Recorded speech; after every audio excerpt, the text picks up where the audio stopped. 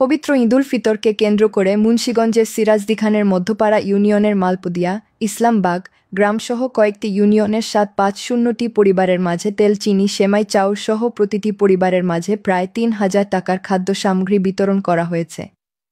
Senior staff reporter মেহেদী সুমন জানান, Spain প্রবাসী শাহ আলম শেখের অর্থায়নে ও তার পিতা হাজি আক করিম শেখ উদ্যোগে শাহ আলম শেখের নিজ বাড়ি থেকে শনিবার সকাল 10টায় থেকে শুরু হয়ে দুপুর 1টা পর্যন্ত তার নিজ বাড়ি থেকে ঈদ উপলক্ষে এ খাদ্য সামগ্রী বিতরণ করা হয়।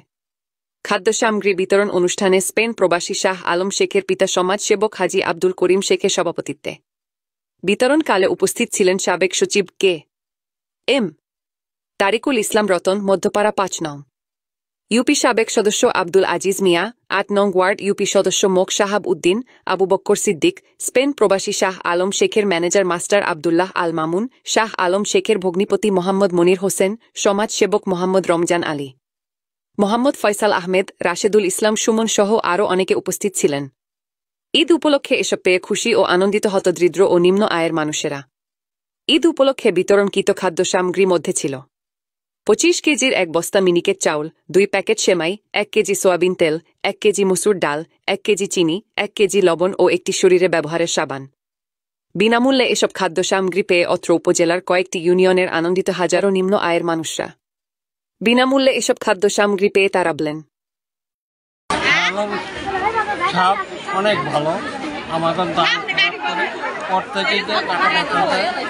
লোক অনেক প্রত্যেক বছরে আমাদের সামনে আরো সেচ দিতে পারে, প্রত্যেক বছর দিতে আছে, সামনে যে আরো বেশি দিতে পারে এটি আল্লাহর কাছে কামনা করি। সেটা ভালো থাকে, সুখে থাকে, শান্তিতে কামনা করে। স্পেন শাহ আলম ভাই মালদিয়ার থেকে আমাদেরকে প্রতি বছরই চাল, ডাল, কাপড় চোপড় অনেক কিছু দেয়। ইনশাল্লাহ তার জন্য আমরা দোয়া করি, তাই যেন আরো বেশি মানুষরা দিতে পারে। যেরকম দিয়েছে এরকম আল্লাহর মধ্যে আরো বেশি দিতে পারে। আল্লাহ যদি জান সালামতে ভালো রাখে।